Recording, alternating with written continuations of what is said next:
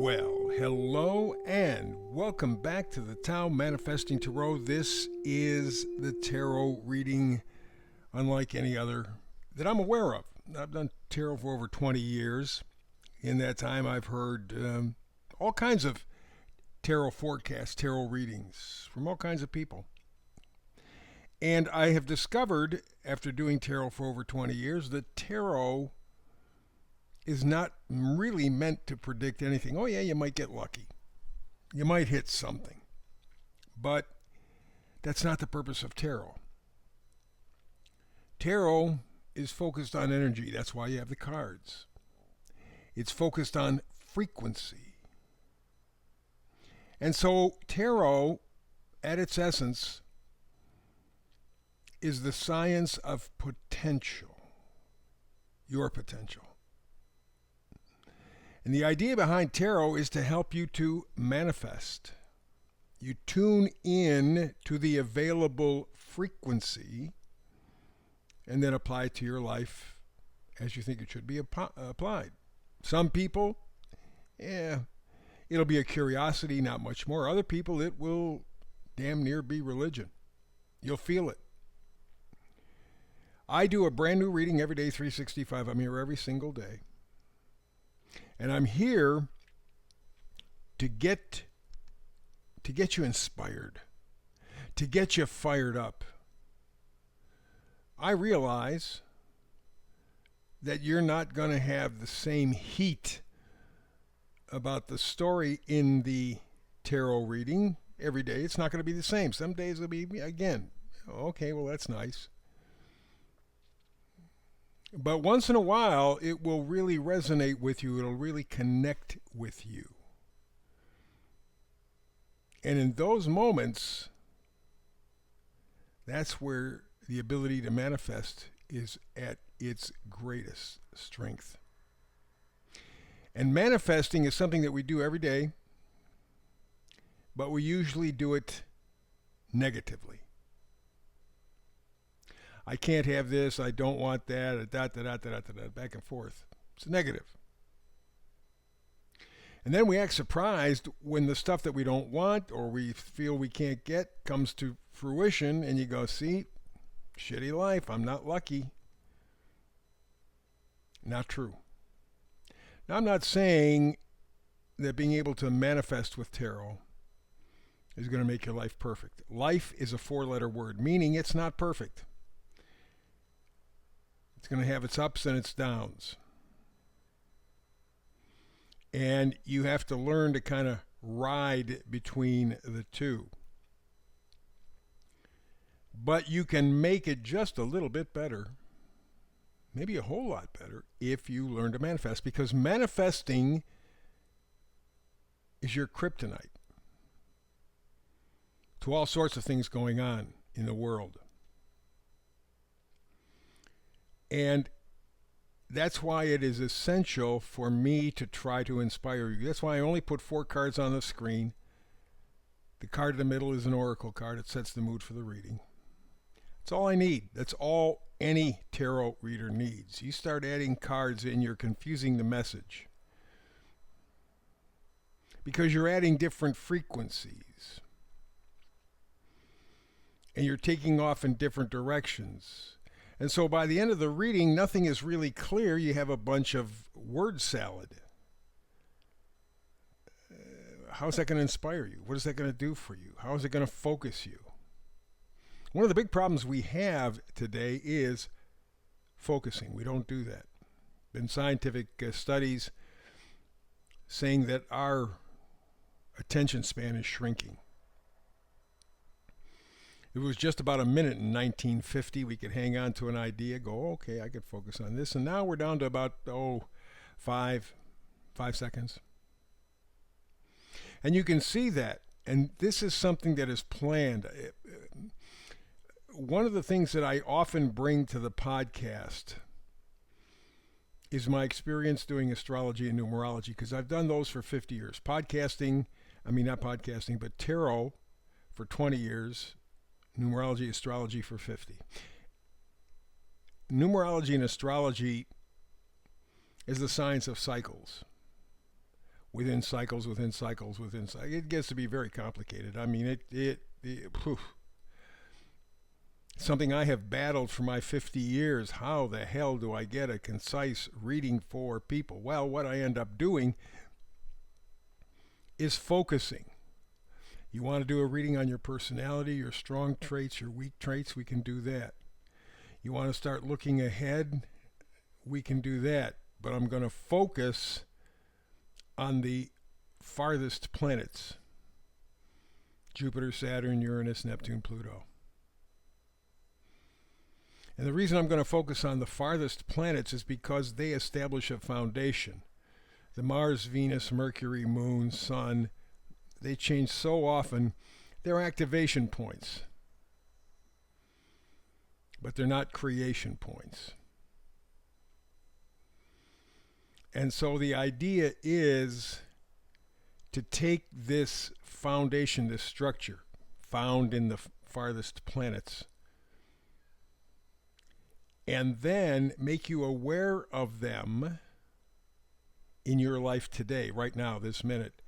Now you can apply the tarot energy because you understand the forces at work behind the scenes better. For example, coming up July 4th, 2026, next year, a little over a year from now, the United States of America will celebrate its 250th anniversary. 250 years before, 1776, July 4, we declare our independence. 250 years later, we find essentially, not exact, but essentially Pluto and Uranus in the same spots they were when we declared our independence in 1776. Right now, it's happening actually right now. It's been happening over the past few years. That's one of the things I too appreciate about the far-reaching planets, because as opposed to a lunar thing or even the sun, Mercury, Venus, Mars, they take within a day to a week, boom, boom, boom, boom, boom. That's why I say they're good for timing. But you start getting into the Pluto, Neptune, Uranus stuff, we're looking at considerable amount of time. So you can have the exact aspect happen today, but it was already warming up a year, maybe 2 years ago, depending on the planetary energies. So what the United States of America went through July 4, 1776, they're experiencing right now as we approach our 250th anniversary. And because of that, Uranus talks about revolution, Pluto talks about evolution. We are combining those two forces. And frankly, not in the best possible way. No surprise, human beings have a tendency of doing the wrong thing first and fastest and then regretting it later. I think we have a very good case in point. At this moment, I think the energy says we're going to go through cataclysm or two. No way to stop them. We're in too deep. The energy is greed, is money, is greed, is money, is greed, is money, is power, control, power, control, power, control. Been like that for a long time, but now we have the technology where we can really lean into it. And because the people of the world are only now beginning to stand up, and even then, not effectively, but at least they're showing some consciousness. Maybe we can together manifest redemption of a kind. We got to get off the track. We cannot do what we are doing, and we can't do a derivation of it. In other words, there's no compromise with the devil. The evil crap that's going on, the evil people that are going on, have to be stopped. Period. They're not going to voluntarily give up power. Just read a story today. Bill Gates spending multi-billions of dollars. He's the guy largely responsible for the chemtrails.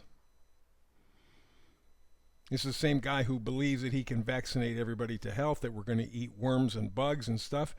And now he's going to block out the sun. Another brilliant idea. And I'm not seeing any big throwback. So at this point, if I had to bet, and I'm going to be optimistic here, 40 to 60 that we're going to survive without a major catastrophe. And I mean major catastrophe. And if you take a look at the prophecies from the Hopi Indians to the Christians, Armageddon, the end times, we are going to go through horrendous stuff. And it's all going to be brought on by us. So when we have this as a background, now let's take a look at the tarot reading, the potential for you. And the middle card, the oracle card, is tick-tock. Tick-tock. Time is moving. Not waiting for you. Can't go forward, can't go backward, although there's some talk about being able to go forward in time, but that's a discussion for another day. Point of the matter is that time is moving. Time waits for no one. And up in the left-hand corner, we have the number 30. 3 means connecting mind, body, spirit. Mind, body, spirit, energies, that's the trinity for the human being. The 3 says you need to line them up, get them working together in order, which is extremely rare for human beings. We're conflicted all over the place. And the 0 in the 30 is kind of a divine guidance or protection.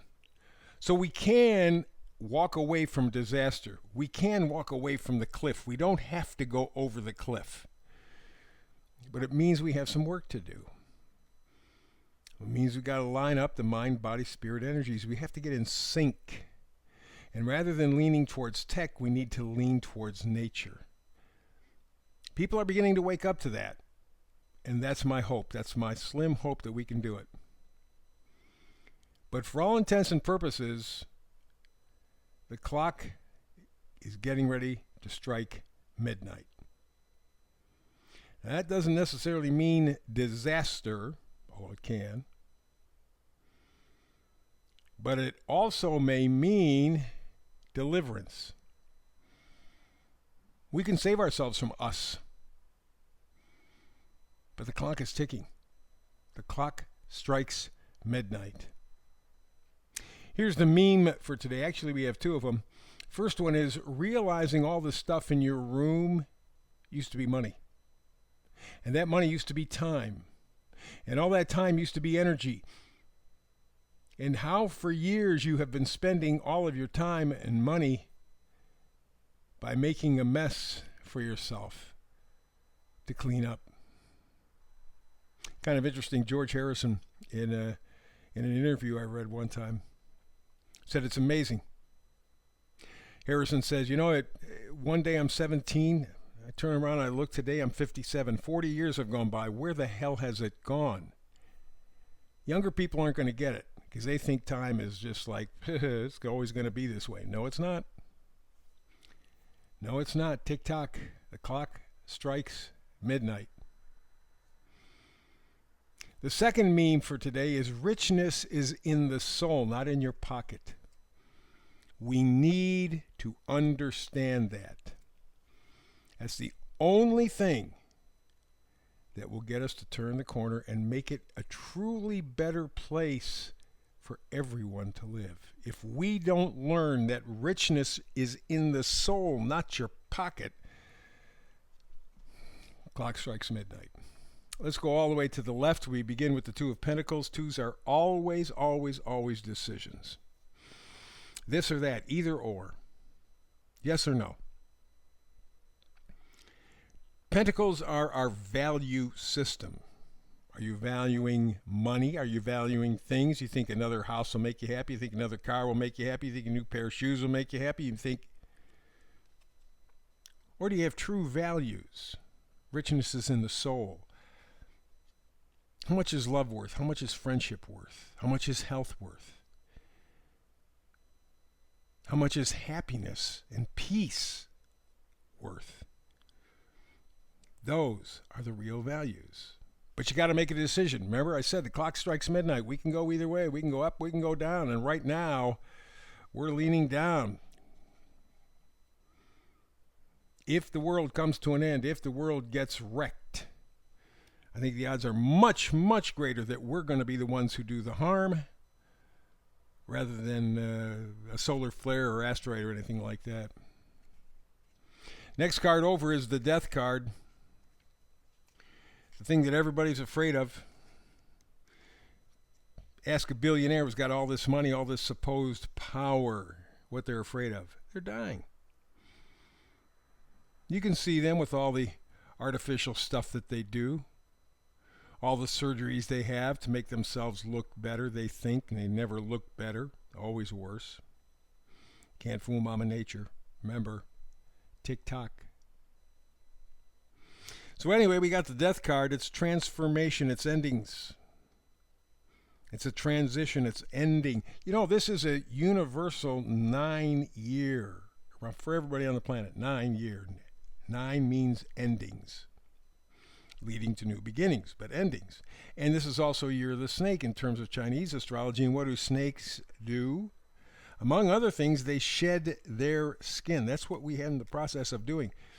How well we do it will determine what the future is like. You got to make a choice. That's that 2 of Pentacles. You got to make a choice because the death card says it ain't going to stay the same. Tick-tock. So we move to the next card. Very powerful card. Judgment. It's an awakening. It's a rebirth. It's time to get involved and think about tomorrow. Because if you continue to choose not to think about what moves your spirit, what moves your soul, not your pocket, it's all over. It's gone. Tick-tock. And the final card is the Magician card. The Magician card talks about realizing your potential, talks about resourcefulness, determination. Yes, you want to make magic in your life. Well, you're going to have to make a decision about your value system. You're going to have to realize that part of what you called your lifestyle will have to die. You're going to have to face a judgment, not from a God, but from yourself. Are you a useless piece of scum, or are you going to stand up and be a human being? Stand up for future generations. Look in the future. Look into that dark space. If you do, you can make magic. Tick-tock. Tick-tock. Richness is in the soul, not in your pocket. The clock is getting ready to strike midnight. Are you ready? That's the reading for today. Back in tomorrow with a Tao Manifested reading. Another one. Please like, subscribe, and share. I say that every day because it keeps my family off my back. Plus, when in Rome, do as the Romans. We live in a digital world. Please, if you can, like, subscribe, and maybe if you're up to it, share. Back again between now and the next time you and I have a chance to do Manifested Tarot together. Peace and blessings.